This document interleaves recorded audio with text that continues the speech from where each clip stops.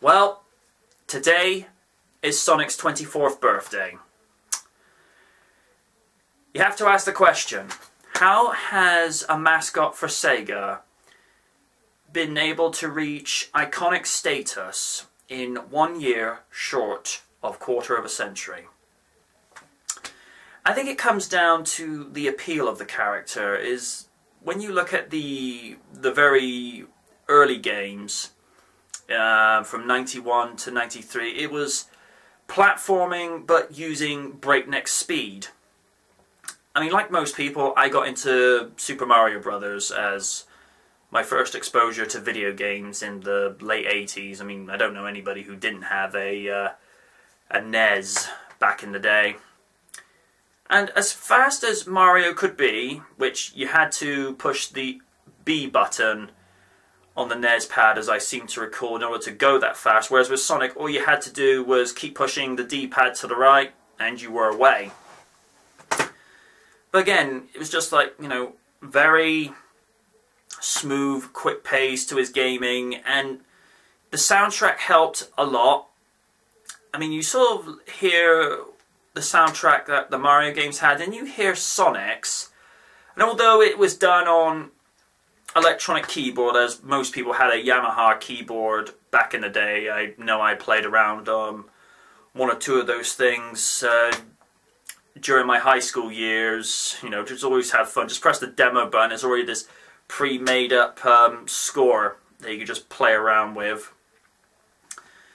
But it just made the experience that much more enjoyable, and you know, unlike today where there's so many cutscenes and so much of a story written for video games, in the early day, in the first Sonic games, particularly in the 16-bit era, Mega Drive in Europe and Japan, or Genesis if you're in North America, the whole point of the game was to get from left to right and just defeat the boss at the end of each zone, and you pretty much could make up your own stories as you're going through. And one of the things that me and my brother, the Random DCE, would do, particularly when Adventures of Sonic the Hedgehog was a thing back in 93 and 94, you know, as Sonic would reach each zone, as he was getting towards another boss battle,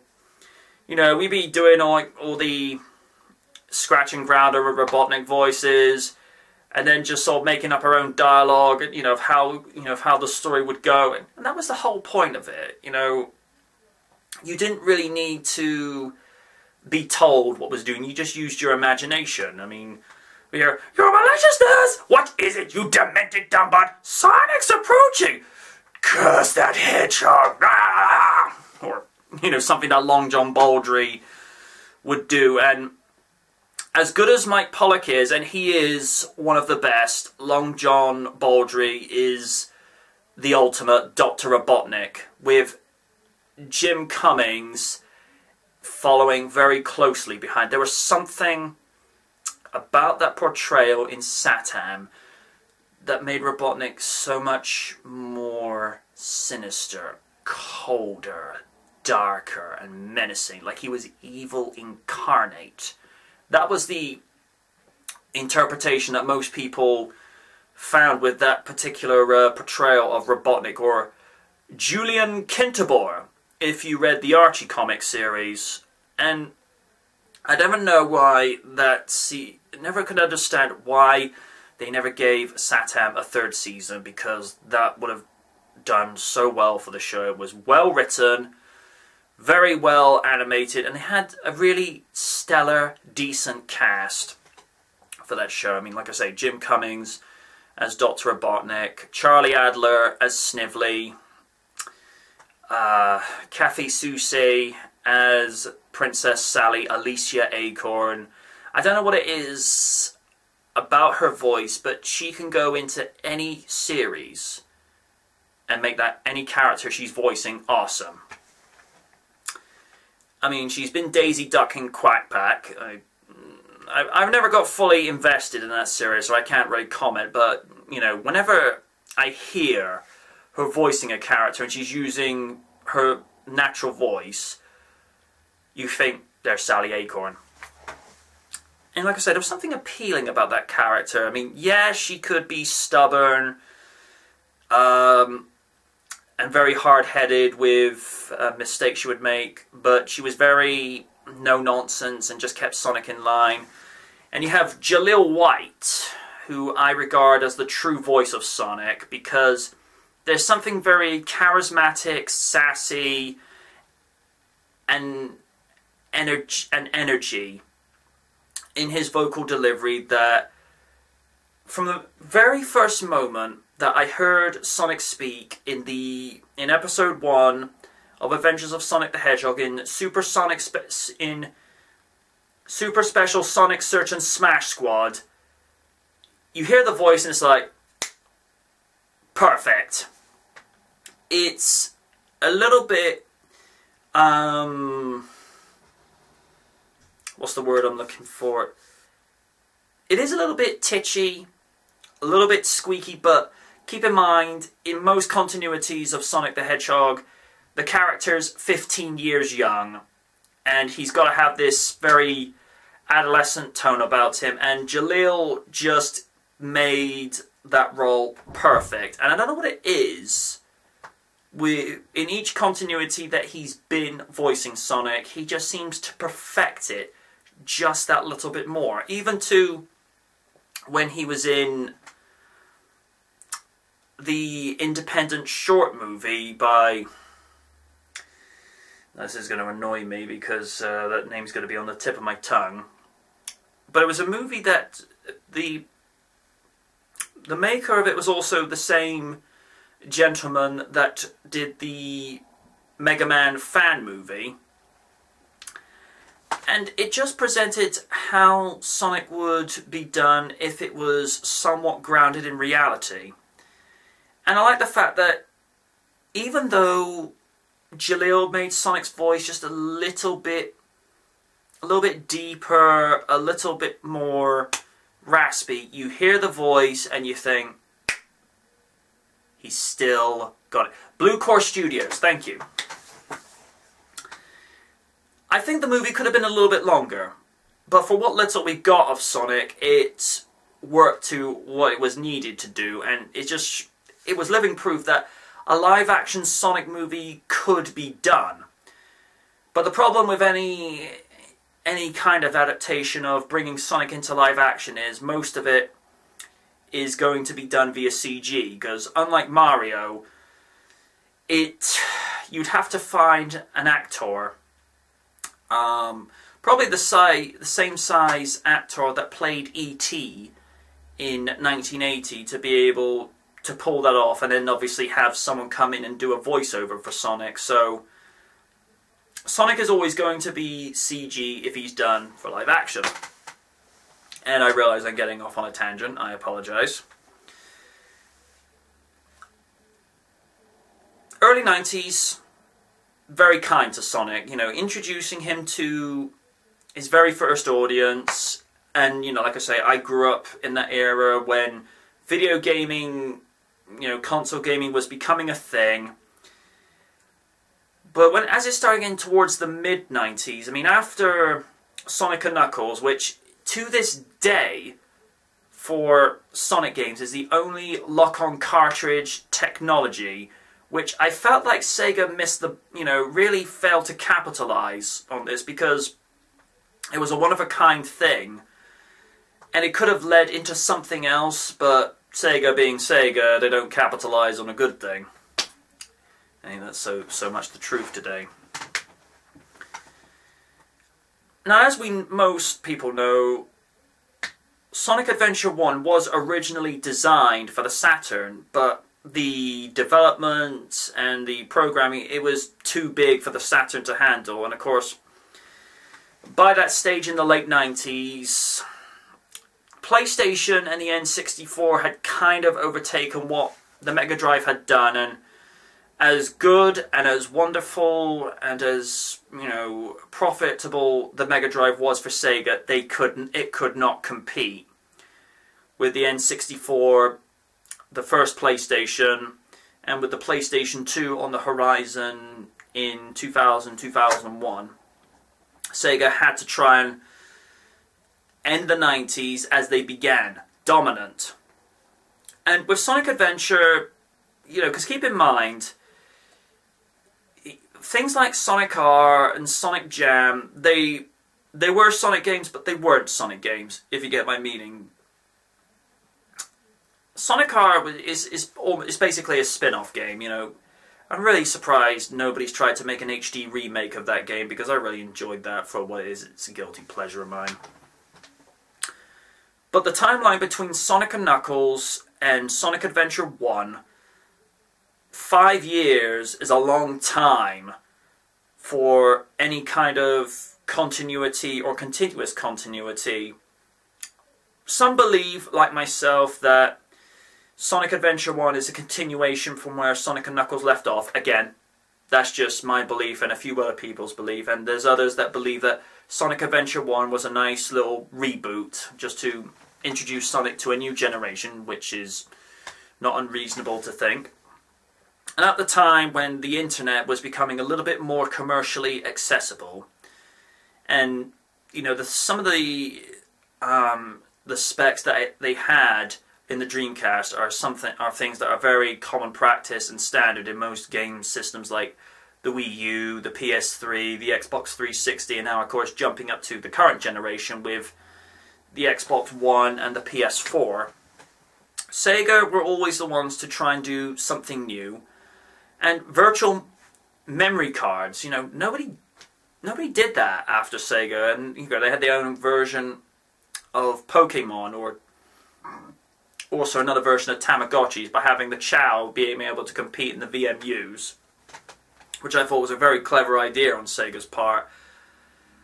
My initial thoughts when I heard about Sonic coming back to be in the first 128-bit system and the last one of the 20th century, and this is something I like to bring up every now and then.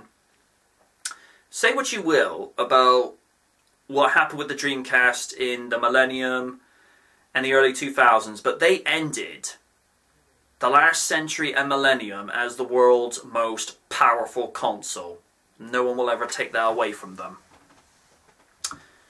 In terms of programming, writing, and all the other jazz that comes with Sonic games, I thought Sonic Adventure 1 was ideal for what it was in the late 90s. I mean, to judge it by the standards it was set by yesteryear, playability-wise, there is a strong replay value for it, because I could go through Sonic's levels and be glued to them for hours. It was something so enjoyable and so refreshing that it was basically almost taking what had been done in the side-scrolling 16-bit era and transferred into a 3D environment. But as good as they were in transferring aspects of that into a 3D environment, the Sega have yet to resolve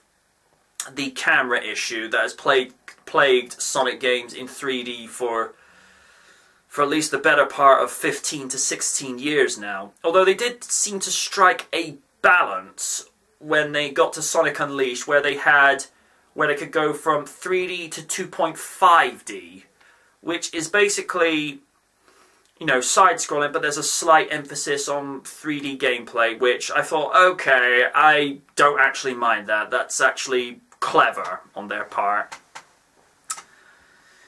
There were some glitches with the graphics system, but again, I have to judge it for the standards that it was in 1999.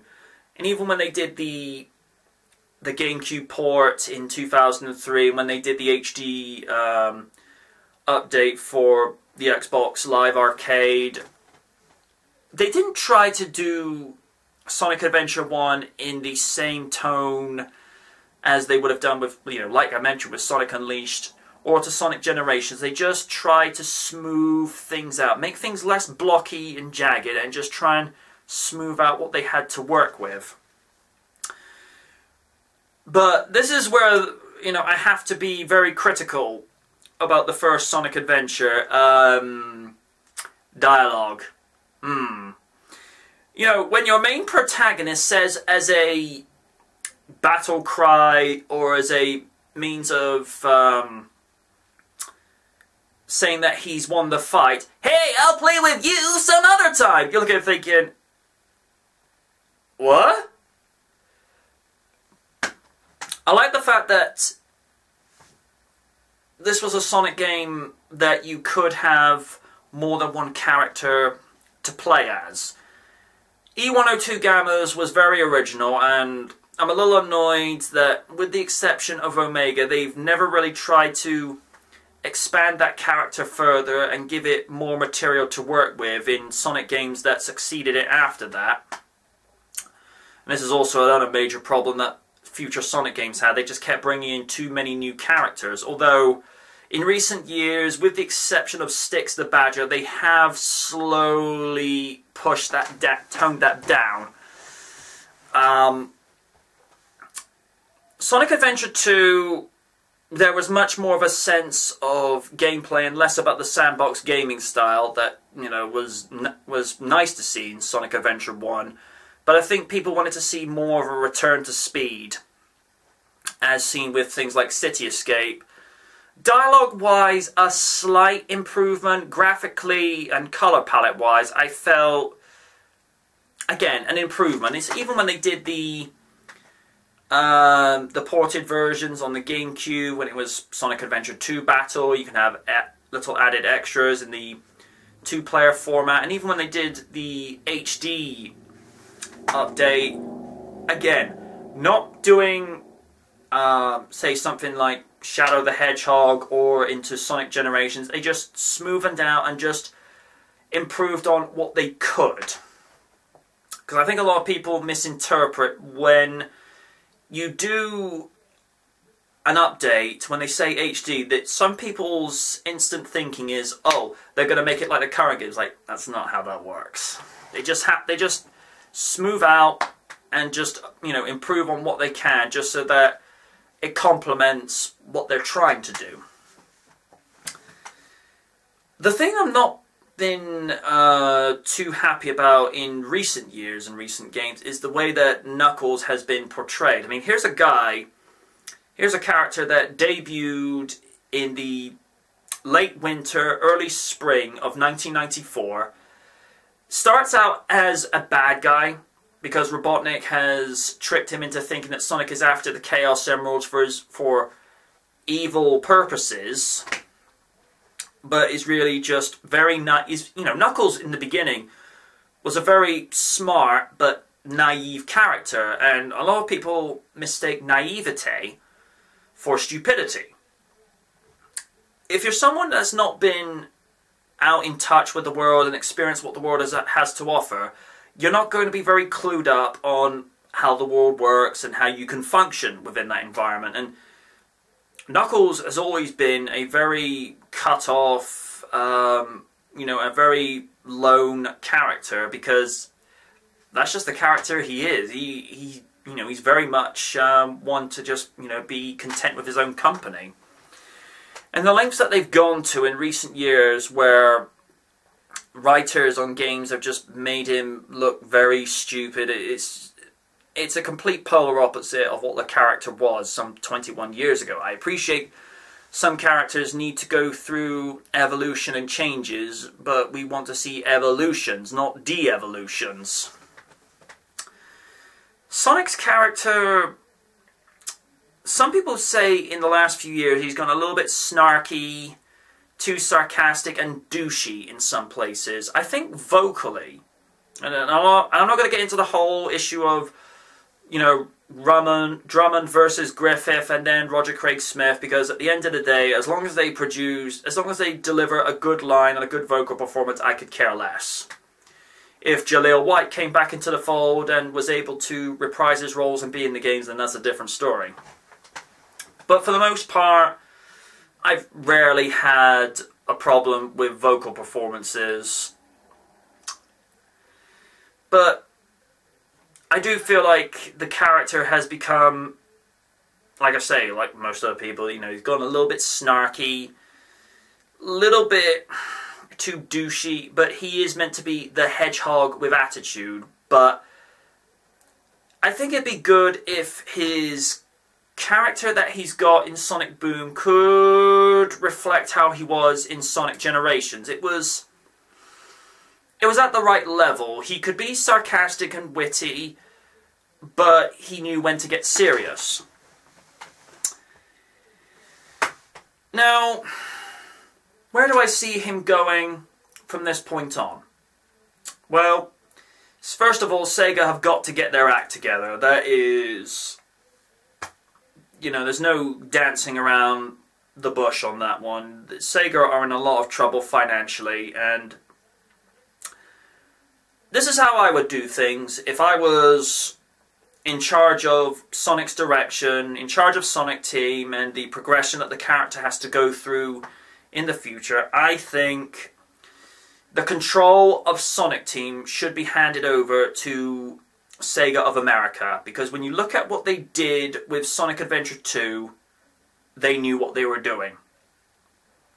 And of course, not too many people know that, from what I remember reading back in the day, I think this was when I was reading the Sonic comic issue.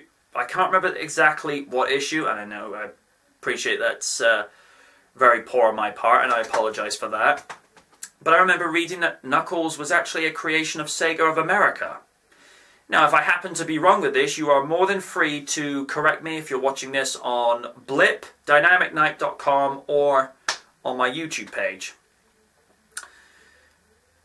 Because most people know that Sonic Adventure, or Sonic the Hedgehog, or Sonic the Hedgehog 360 as I dubbed it from 2006, that was Sega of Japan in control of that, and I'm not going to get too much into the whole, you know, criticism and bashing of it, because I've covered Sonic 360 more times than I could care to know. I think more than twice is enough.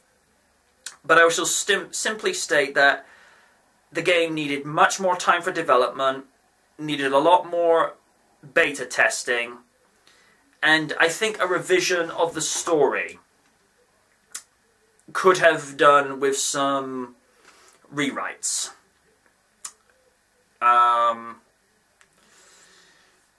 As for the people that still continue to complain about said game some 9 years later, if you want to do that, that's up to you. But last time I checked, it's 2015. And we move on. Back to the matter at hand of what I would do. Like I say, hand control of Sonic Team, hand control of Sonic over to Sega of America. Actually listen to fan criticisms, and, you know, not listen to market research, because this is the major problem with any major corporation, whether it be TVs, movie, or games. They rely too much on market research and answering to the shareholders. I appreciate the shareholders do have a say, but they're not the audience that you're having to make supply and demand for. Here's what I would do. Number one, we fix the problems with Knuckles' character. Make him wise yet naive, because fans are not stupid and they don't like their intelligence being insulted. They know where Knuckles comes from. And to, you know, have him the way he is, like I say, is a polar opposite of what he once was. Second of all, actually iron out the bugs properly. I mean, do what Sega did with Sonic Generations. Actually make a game where, I mean, I think the only complaint I had with Sonic Generations was that it could have gone on longer. I just felt it was too short. Voice talent-wise, I think we're at a point where it makes sense. The other thing I would do is only have a new Sonic game every 3 to 4 years, because I think the rate that Sega are churning game after game after game out in such quick succession, it's too much too quick. Now, some may argue, and this is fine. Some may argue, well, Sonic the Hedgehog 2 came out a year and 3 to 4 months after the first game. You are right in that regard, but if you compare to how games were produced and developed back then as opposed to how they're done now, there's a lot more sophistication and time and effort into making a game the way it should be done for this day and age as opposed to how they were done some 22 years ago. And the thing I never understand, and this is not having a dig at fans for the sake of having a dig, but it's when fans get what they want but then complain about it afterwards.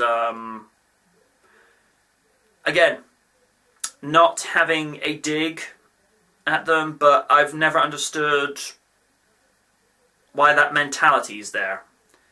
For me, I'm just grateful whenever a new Sonic game comes along, because it's like, okay, let's see what Sega can do to actually, you know, impress me this time. And I've never understand with the whole Werehog situation. I actually enjoyed it. I mean, yeah, it's a little bit different to what we're accustomed to with Sonic games, but I found it was a nice contrast to what we got with the daytime levels. It was fun, and particularly if you've had a very stressful day at college or at work, and you just want to bash the buttons on the Xbox 360, or if you're playing on the PS2 and just, or PS3 even, and you just go nuts with it, it's a nice stress reliever. Plus, I like the camaraderie between Sonic and Chip. You know, I thought it was a little bit different between Sonic and Tails, and it was just Sonic by himself, which I thought, I don't mind that, you know? And it was kind of a time where it was back to basics for Sonic, you know, just getting back to what it should be, and opinion only, I don't think Sonic Unleashed got the praise it deserved. That's just my opinion. I just think that, you know, after the disappointment that was Sonic 360, Sonic Unleashed was a much-needed step in the right direction. And then, of course, we have next year, his 25th anniversary, and the possibility of it, at long last, a Hollywood adaptation live-action feature. Because a lot of people say, well, Sonic's already had a movie from ADV Films that was, you know, an English dub movie in '99. But what some people fail to remember is that was actually comprised of a two-part OVA TV special from 95-96 in Japan, but they just put it together as a 55-minute movie. I mean, back in the day, it was cheesy, particularly in regards to the voice work. Nathan Burke, it's cringeworthy when I hear him as Sonic, but I judge it for what it was in '99, and it's a guilty pleasure. Art style-wise, it's okay. You know, it's not perfect, it's not great, but it's enjoyable. But I don't know what it is with vocal work for Tails, but he just... I felt with Kate Higgins they got it right at last, but the voice actor that they got for Tails in that movie, ugh, that was just nauseating. He sounded like a 6-year-old girl with a head cold. I don't know. I just don't know. But yeah,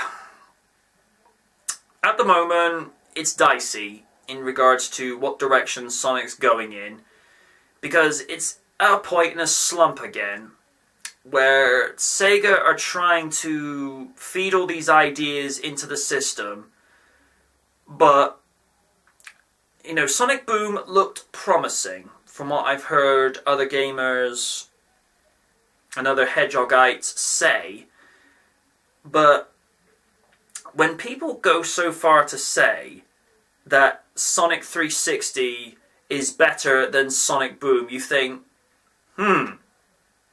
someone screwed up there. And that wasn't Sega who made it. That was Red Button Entertainment, and they're only doing the 3DS version this time, which to my understanding the 3DS version was actually better than the Wii U version for the original Sonic Boom. Again, not going to get into that. I'm only reading what other people have read and have said. And then of course the one game that fans have been demanding since 2001 is Sonic Adventure 3. Now in Japan, Sonic Unleashed is referred to as Sonic World Adventure. But I think it is a little bit overdue for Sonic Adventure 3. It's the one game Sonic fans want, but for some reason Sega just won't deliver. And even at a convention, I think it was 2014 or 2013, there was a panel of Sega employees, and nobody could really hear them over the fans chanting in the background, SA3, SA3. And like I say, this is the biggest problem with major corporations at the moment. They don't listen to the fans. They depend far too much on market research and listening too much to what the shareholders say. And why do you think we have Kickstarter campaigns where a Castlevania-style game is told by the corporation, nobody wants this game. Game gets funded within 2 days on Kickstarter. It's in a similar vein. When the movie industry feeds us movies that are done in the Chris Nolan style of directing from Batman Begins and The Dark Knight, and everyone else copies that, and we get a movie like Kung Fury, which is a love letter to cheesy, cliched 80s action movies. And last time I checked, that movie had gone over 12 million hits on YouTube, and that is now being adapted into a full-length feature. It just tells you when the fans have had enough, and they actually want what they want, as opposed to being told what they want. And I think the character voiced by Danny DeVito, which was Herbert Powell in The Simpsons. I believe the episode was entitled Brother, Where Art Thou? If you're watching this on dynamicnight.com, Blip, or YouTube, comment section below and correct me. But he just says, "You hear that, you moron? Instead of giving people what they want, you're telling them what they want." And that is the biggest problem that we've got in most forms of entertainment. People don't listen. They just go by flowcharts and market research. You need to listen to the fans. The way I think Sonic is going to get better, Sega, they need to hand control of Sonic back over to to Sega of America, or better yet, let Disney buy Sega, because ever since Disney's acquired Marvel and Star Wars, things are going in very positive directions. I mean, you only need to look at the first Avengers movie and Avengers 2. And the way that Sonic was animated, for Wreck-It Ralph 3 years ago, when Disney can animate Sonic better than Sega can, that tells you a lot.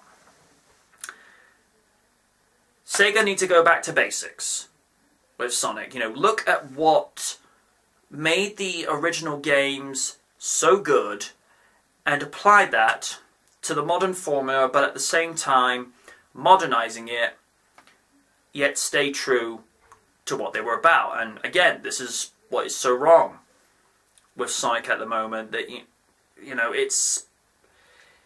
it's strayed so far away from what he was originally about that it's almost like he has, when I say he, the franchise, it's almost like the franchise has an identity crisis. It doesn't know what it wants to be anymore. I mean, Sonic Boom coming in the way it is, it's meant to be for a fresh, younger audience that, you know, has never been introduced to Sonic before. I mean, we have our Sonic. We have, you know, what I like to think of as, you know, the modern Sonic. And we've also got classic Sonic. You know, the Sonic that, you know, I grew up with from Sonic Adventure, from Adventures of, and Satam. That's the Sonic I relate to the most. But the one that we have at the moment, you get fans that grew up with this character in 95, 96, and they're complaining it's not trying to tailor to their needs and interests of what Sonic should be. You fail to remember it's meant to be targeted at a younger audience of today. So, yeah. I just hope the future's bright, because this is one character and one franchise that I don't want to see disappear. If that should happen, then so be it. But there's a lot of damage control that needs to be done. And all I shall simply say to end this rather long video, thank you for staying with me for this long, is happy 24th anniversary, Sonic. Thanks for everything you've done thus far. Good night.